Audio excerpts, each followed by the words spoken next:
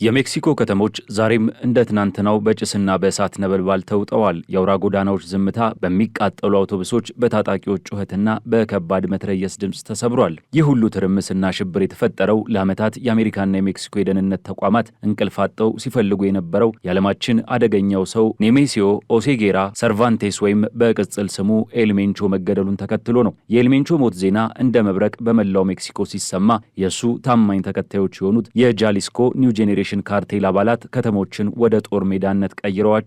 ኤልሜንቾ ዝም ብሎ በአደንዛዥ ዕፅ ንግድ ላይ የተሰማራ ተራ ወንጀለኛ አልነበረም። ይልቁንም ዘመናዊ ቴክኖሎጂን ከጭካኔ ጋር አዋህዶ የራሱን ወታደራዊ ግዛት የገነባ የዘመናችን አደገኛ የጦር ጌታ ነበር። በአንድ ወቅት በፖሊስነት ያገለግል የነበረው ይህ ሰው የሕግን ክፍተትና የመንግስትን ደካማ ጎን ጠንቅቆ በማወቁ የገነባው ድርጅት ከመንግስት ሰራዊት ጋር ትከሻ ለትከሻ እንዲጋጠም አስችሎታል። ወደ ስልጣን የመጣበት መንገድ በደምና በጭካኔ የተሞላ ቢሆንም ድርጅቱን ያዋቀረበት መንገድ ግን ከማንኛውም ዘመናዊ ኮርፖሬሽን ባልተናነሰ ደረጃ የተራቀቀ ነበር። የኤልሜንቾን ልዩ የሚያደርገው ዓለምን ያስገረመው ትልቁ ሚስጥር በሜክሲኮ ጥቅጥቅ ያሉ ደኖች ውስጥ የገነባው ድብቅ የጦር መሳሪያ ፋብሪካዎች ናቸው። አብዛኞቹ የአደንዛዥ ዕፅ ካርቴሎች መሳሪያ የሚያገኙት ከአሜሪካ ድንበር አቋርጠው በሚመጡ ህገወጥ ኮንትሮባንዶች ቢሆንም ኤልሜንቾ ግን ጥገኝነትን ለማስወገድ ወሰነ። ለዚህም ሲል እጅግ ዘመናዊ የሆኑ የስሪዲ ፕሪንቲንግ ማሽኖችንና የኮምፒውተር ቁጥጥር የሚደረግባቸው የብረት መቁረጫዎችን በጫካ ውስጥ ባሉ ሚስጥራዊ ሰፈሮች ውስጥ ተከለ።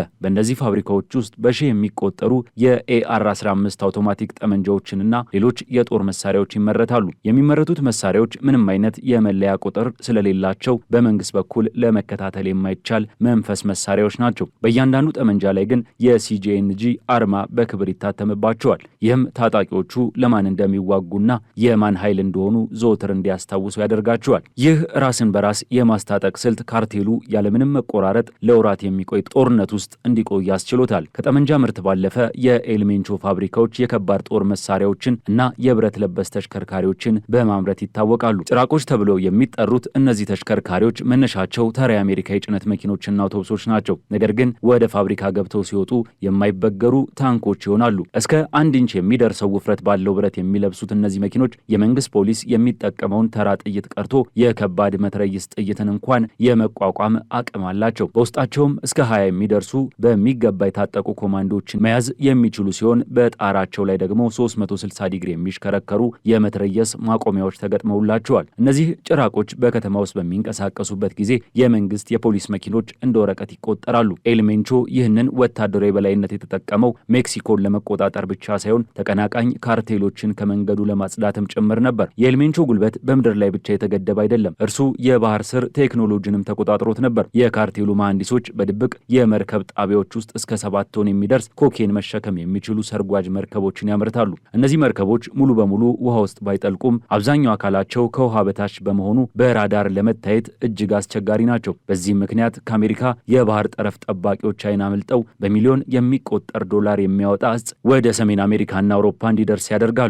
ይህ ዘመናዊ መጓጓዣ ዘዴ ኤልሜንቾን ከሌሎች ካርቴሎች በገቢም ሆነ በጥንካሬ እጅግ የላቀ እንዲሆን አድርጎታል። የኤልሜንቾ ግዛት እስከ 5 አህጉራት የተዘረጋ ሲሆን በቻይና የኬሚካል ፋብሪካዎች፣ በአውሮፓ የገንዘብ ማጠቢያ ተቋማትና በአፍሪካ ጭምር የእጁ አሻራ እንዳለበት ይታመናል። በመረጃና በቴክኖሎጂ ጦርነት ረገድ ኤልሜንቾ የራሱን ዲጂታል ጦር አቋቁሞ ነበር። በመንግስት የሚደረግበትን የሬዲዮና የስልክ ጠለፋ ለማምለጥ በሜክሲኮ ተራራማ ቦታዎች ላይ የራሱን የሬዲዮ ግንኙነት አንቴናዎች አቋቁሟል። እነዚህ አንቴናዎች በፀሐይ ኃይል የሚሰሩና የራሳቸው የሆነ የተመሰጠረ ሞገድ ያላቸው ናቸው። በዚህ ምክንያት የካርቴሉ አባላት በሀገሪቱ ውስጥ በማንኛውም ቦታ ሆነው በነጻነትና በሚስጥር መረጃ መለዋወጥ ይችላሉ። በተጨማሪም ከፍተኛ ደሞዝ የሚከፈላቸው የኮምፒውተር ጠላፊዎች በመቅጠር በከተሞች የሚገኙ የመንግስት የጥበቃ ካሜራዎችን በመጥለፍ ፖሊሶች የት እንደሚንቀሳቀሱ በጫካ ውስጥ ሆኖ በላፕቶፑ ይከታተል ነበር። ይህ ማለት ፖሊሶች እሱን ለመያዝ ከመነሳታቸው በፊት እሱ የትኛው ቡድን በምን አይነት መኪና ውስጥ በየትኛው አቅጣጫ እንደሚመጣ ያውቃል ማለት ነው። ይህ የቴክኖሎጂ ብልጫ ኤልሜንቾን ለዓመታት የማይያዝ አድርጎታል። የኤልሜንቾ የስለላ መረብ ሌላው አስፈሪ ገጽታ ነው። ሃልኮነስ ወይም ጭልፊቶቹ ተብሎ የሚጠሩት በሺዎች የሚቆጠሩ መረጃ አቀባዮች በመላው ሜክሲኮ ተሰማርተው ይገኛሉ። እነዚህ ሰዎች እጅግ ተራ ከሚባሉ የጎዳና ላይ ስራዎች ጀምሮ እስከ ከፍተኛ የመንግስት ቢሮዎች ውስጥ ተሰግስገው የሚሰሩ ናቸው። የታክሲ ሹፌሮች፣ የሆቴል አስተናጋጆች፣ የከተማ ጽዳት ሰራተኞችና የፖሊስ መኮንኖች በኤልሜንቾ የደሞዝ መዝገብ ውስጥ ይገኛሉ።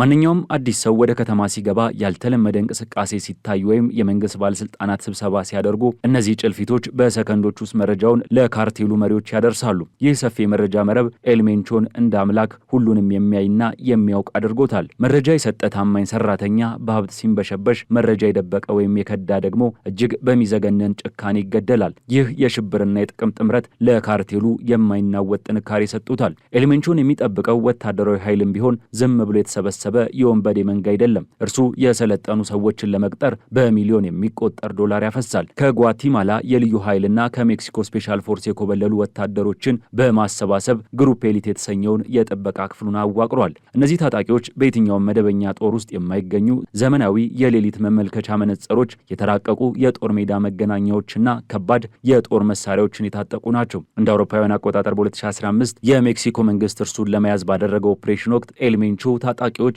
የጦር ሄሊኮፕተር በሮኬት መጥተው በመጣል መላው ዓለምን አስደንግጠዋል። ይህ ክስተት ኤልሜንቾ ከመንግስት ጋር እኩል የመዋጋት አቅም እንዳለው በተግባር ያሳዩበት ነበር።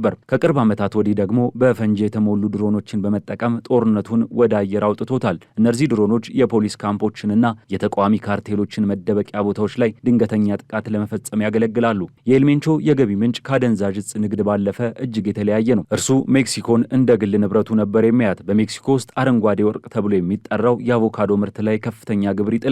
በሚሊዮን የሚቆጠር አቮካዶዎችን ወደ አሜሪካ የሚልኩ ገበሬዎች ለኤልሜንቾ የጥበቃ ግብር እንዲከፍሉ ይገደዳሉ። እምቢ የሚሉ ገበሬዎች እርሻቸው ይቃጠላል ወይም ቤተሰባቸው ይገደላል። በተጨማሪም የመንግስትን የነዳጅ ቧንቧዎች በመስበር በዓመት በሚሊዮን የሚቆጠር ሊትር ነዳጅ እየቀዱ በጥቁር ገበያ ይሸጣሉ። ይህ የነዳጅ ስርቆት የመንግስትን ኢኮኖሚ ከማዳከሙም በላይ ካርቴሉ ለወታደራዊ እንቅስቃሴው የሚያስፈልገውን ነዳጅ በነፃ እንዲያገኝ አስችሎታል። በማዕድን ቁፋሮ፣ በሎጂስቲክስ እና በሪል ስቴት ንግድ ውስጥም ኤልሜንቾ ሰፊ እጅ ነበረው። ይህ ሁሉ ገንዘብ ደግሞ ፖለቲከኞችን፣ ዳኞችንና የፖሊስ አዛዦችን በገንዘብ ለመግዛትና ካልተሳካም ለመግደል የሚያስችል አቅም ሰጥቶታል። ይሁን እንጂ ይህ ሁሉ ወታደራዊ ኃይል፣ የቴክኖሎጂ የበላይነትና የገንዘብ ክምር ከሞት ሊያድነው አልቻለም። ኤልሜንቾ ለዓመታት በኩላሊት ህመም ሲሰቃይ እንደነበርና በጫካ ውስጥ ሆስፒታል ጭምር አስገንብቶ ይታከም እንደነበር ይነገራል። በመጨረሻም ከሰሞኑ በሜክሲኮ ልዩ ኃይል በተሰነዘረበት በሚስጥር የታቀደ ድንገተኛ ጥቃት በ59 ዓመቱ ሊገደል ችሏል። የእርሱ መሞት ለሜክሲኮ መንግስትና ለአሜሪካ የጸረ አደንዛዥ ዕፅ ድርጅት ትልቅ ድል ቢሆንም በሀገሪቱ ላይ የፈጠረው ስጋት ግን ገና መጀመሩ ነው። ኤልሜንቾ የገነባው መዋቅር መሪው ቢሞትም ራሱን ችሎ መንቀሳቀስ የሚችል ነው። እንዲያውም አሁን በከተሞች የሚታየው ትርምስ በካርቴል ውስጥ የሚገኙ መሪዎች ስልጣን ለመያዝ በሚያደርጉት ሽኩቻ የባሰ ደም መፋሰስ ሊያስከትል ይችላል የሚል ስጋትን ፈጥሯል። የኤልሜንቾ ታሪክ የሚያሳየው ወንጀል ከዘመናዊ ቴክኖሎጂ ጋር ሲዋሃድ ምን ያህል አደገኛ እንደሚሆን ነው። እርሱ ዝም ብሎ ወንበዴ አልነበረም። እርሱ የገዛ ሀገሩን እረፍት የነሳ ወታደራዊና ኢኮኖሚያዊ ግዛቱን በጭካኔ ላይ የመሰረተ የዘመናችን አደገኛው የጥላ ንጉስ ነበር። ዛሬ በሜክሲኮ ጎዳናዎች ላይ የሚነደው እሳትም የእርሱ የጥፋት አሻራና የገነባው አስፈሪ ስርዓት ውጤት ነው። ኤልሜንቾ አልፏል። ነገር ግን እርሱ የቀደደው የደም መንገድና ያስቀመጠው አደገኛ የወንጀል ሳይንስ ሜክሲኮን ለረዥም ጊዜ እረፍት የሚነሳት ጉዳይ ሆኖ ይቆያል። ይህ ሰው በታሪክ ውስጥ የሚታወሰው ዓለምን በአደንዛዥ ዕፅ ያጥለቀለቀ ብቻ ሳይሆን መንግስትን በትጥቅና በቴክኖሎጂ የተገዳደረ የወንጀል ዓለም ጠቢብ በመሆን ነው።